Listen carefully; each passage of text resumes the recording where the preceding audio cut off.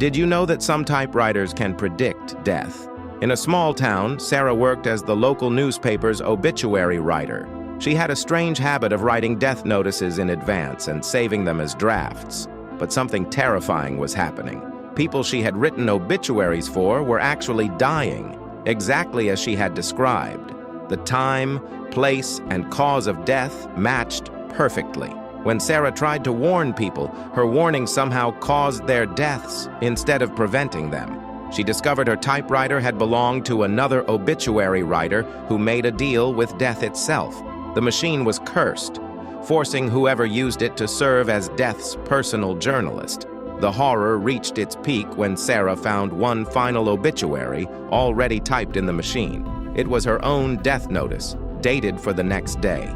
According to the typewriter, she would die while typing.